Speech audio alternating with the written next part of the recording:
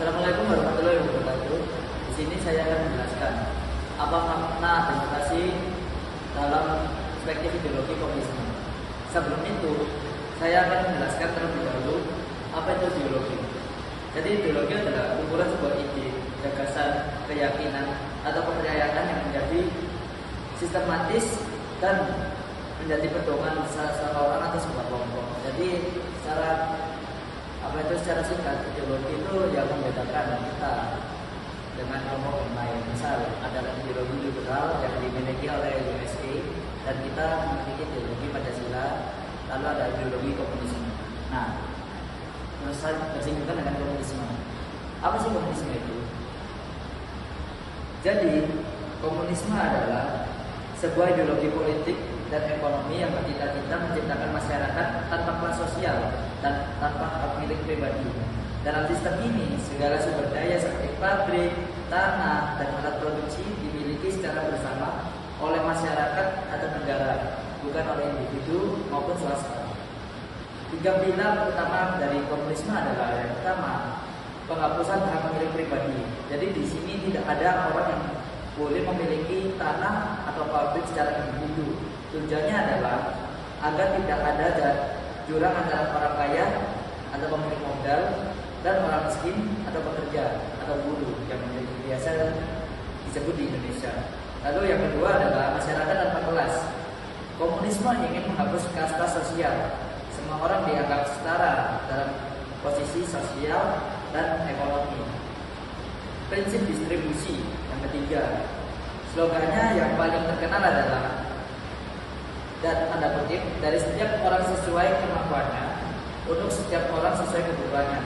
Artinya setiap orang bekerja maksimal sesuai keahliannya dan menerima apa yang mereka butuhkan.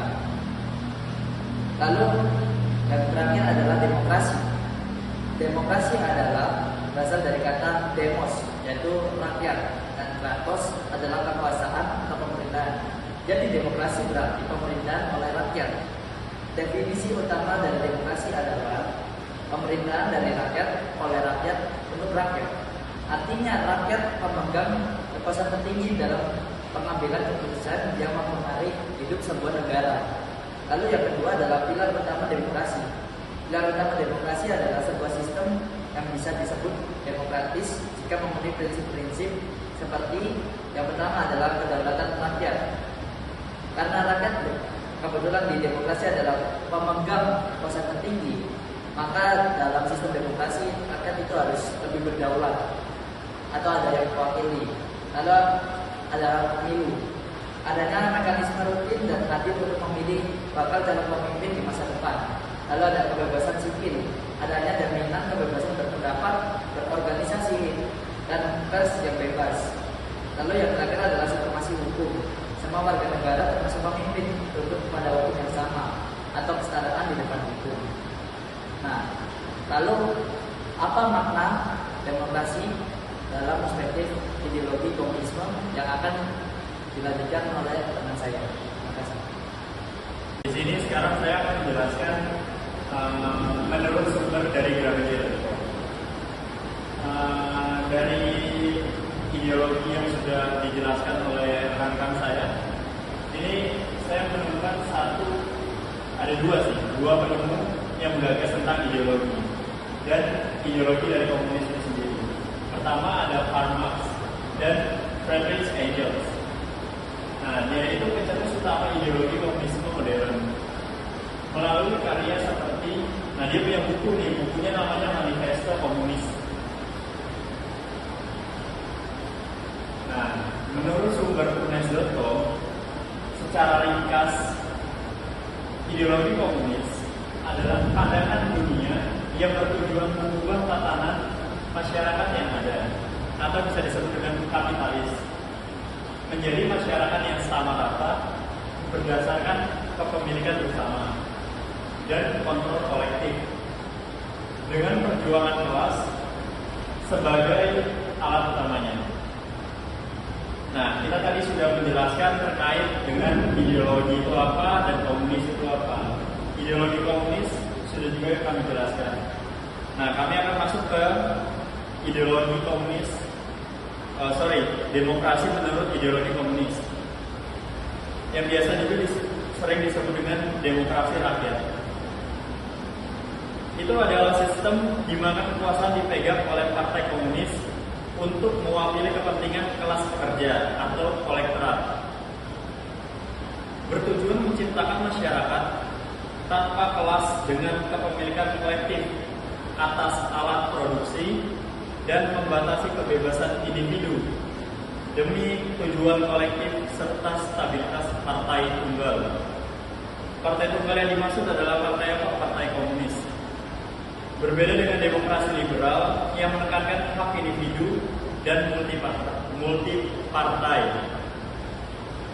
Nah, sumber yang kami gunakan adalah slideshare.com.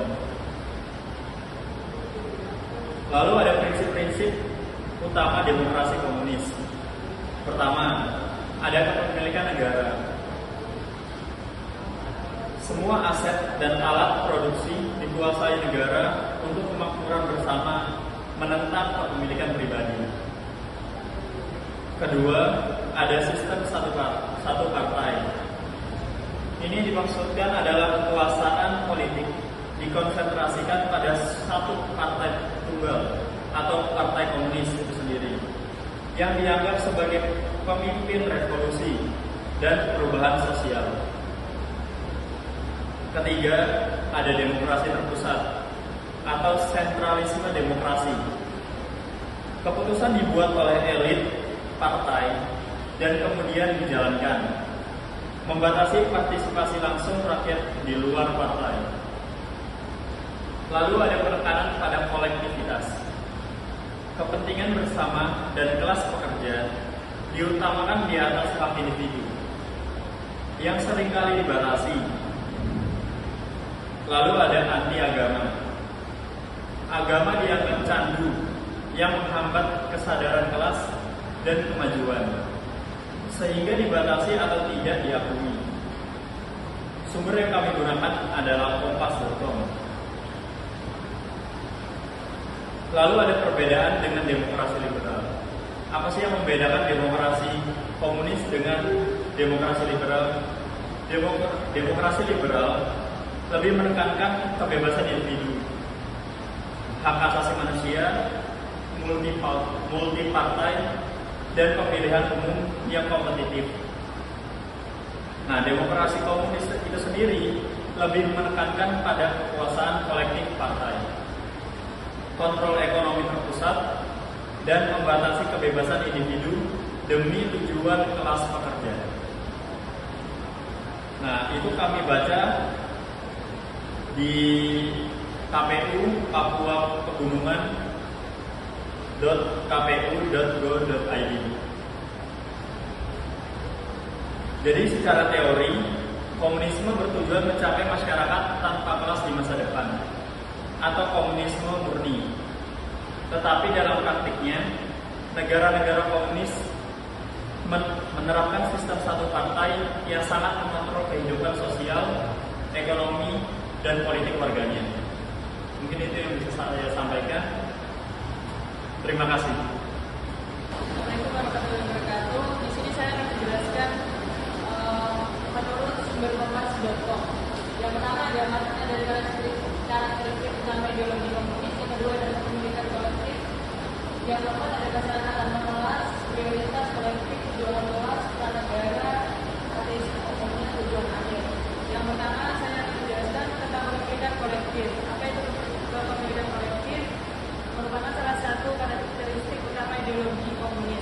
Dalam pandangan ini, seluruh alat produksi seperti pabrikan dan sumber daya alam tidak dimiliki oleh individu atau kelompok tertentu, melainkan menjadi milik bersama.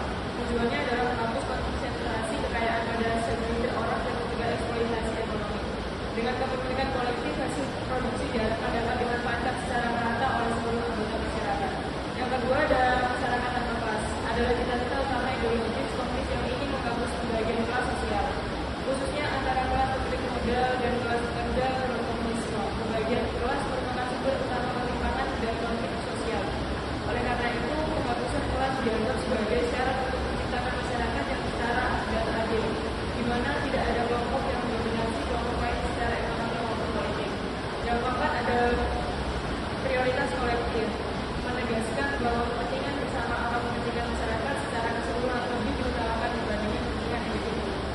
Dalam ideologi komunis, individu dipandang sebagai bagian dari komunitas sosial yang lebih luas, sehingga kebebasan individu dibatasi demi tercapainya tujuan bersama. Prinsip ini bertujuan untuk menciptakan solidaritas sosial dan mencegah egoisme yang dianggap sebagai ciri masyarakat kapitalis. Yang selanjutnya ada perjuangan kelas, merupakan konsep sentral dalam ideologi komunis yang menjelaskan bahwa perubahan sosial dan sejarah manusia digerakkan oleh konflik antara kelas yang tertindas dan kelas yang menindas.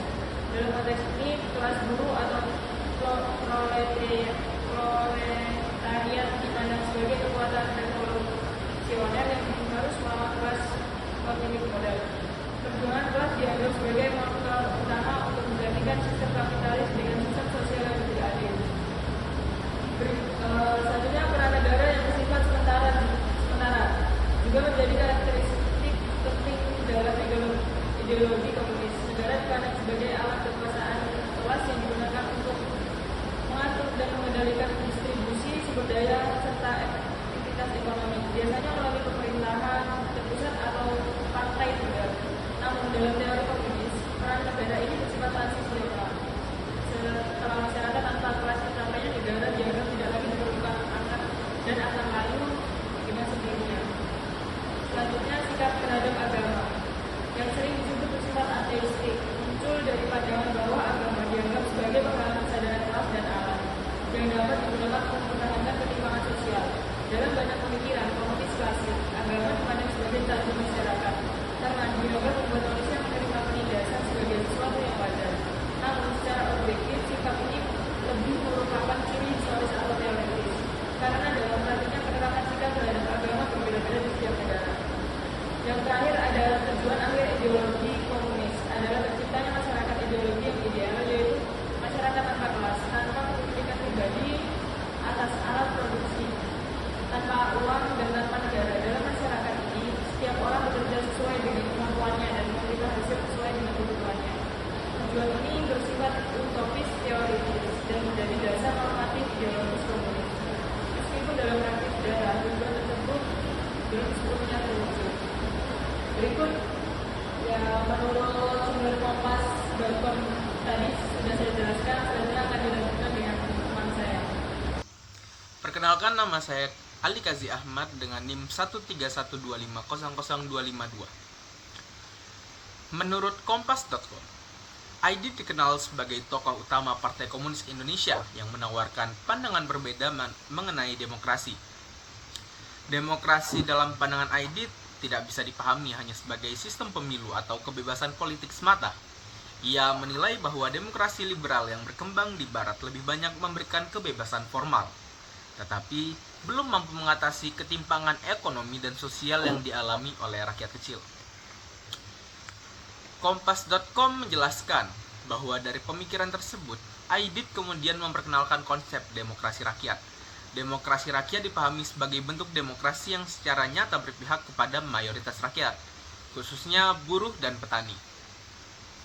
Dalam konsep ini, demokrasi tidak hanya diukur dari adanya pemilihan umum atau banyaknya partai politik, tapi dari sejauh mana kekuasaan politik dan ekonomi benar-benar berada di tangan rakyat. Dan lebih lanjut, Kompas.com mencatat bahwa dalam demokrasi rakyat, negara memiliki peran aktif. Negara tidak diposisikan sebagai pihak yang netral, melainkan sebagai alat untuk memperjuangkan kepentingan rakyat dan menghapuskan struktur sosial yang dianggap menindas. Karena itu, pembatasan terhadap kelompok yang dinilai mewakili kepentingan elit atau pemilik modal dipandang sebagai bagian dari upaya menjaga demokrasi tetap berpihak pada rakyat yang banyak. Pemikiran Aidit ini berkembang dalam konteks politik Indonesia yang saat itu masih mencari bentuk demokrasi yang sesuai dengan kondisi sosial dan sejarah bangsa. Kompas.com menyoroti bahwa perdebatan mengenai demokrasi pada masa tersebut tidak hanya melibatkan kelompok nasionalis dan religius, tetapi juga ideologi kiri seperti komunis. Dengan demikian, berdasarkan penjelasan dari Kompas.com, dapat disimpulkan bahwa konsep demokrasi menurut DN Aidit merupakan kritik terhadap demokrasi liberal dan menawarkan alternatif berupa demokrasi rakyat yang menekankan keadilan sosial, keberpihakan pada rakyat, serta peran negara yang kuat dalam mengatur kehidupan politik dan ekonomi. Assalamualaikum warahmatullahi wabarakatuh. Di sini saya akan menjelaskan tentang demokrasi komunis. Pengertian demokrasi. Secara etimologis, kata demokrasi sendiri berasal dari bahasa Yunani yang merupakan bentukan dari dua kata, yaitu demos, rakyat, dan kratein, kekuasaan atau kedaulatan. Perpaduan dua kata ini membentuk kata demokrasi yang kemudian memiliki pengertian umum sebagai bentuk pemerintahan dari rakyat, di mana kekuasaan tertinggi terletak di tangan rakyat dan dilakukan secara langsung oleh rakyat atau melalui para wakil mereka melalui mekanisme pemilihan yang berlangsung secara bebas.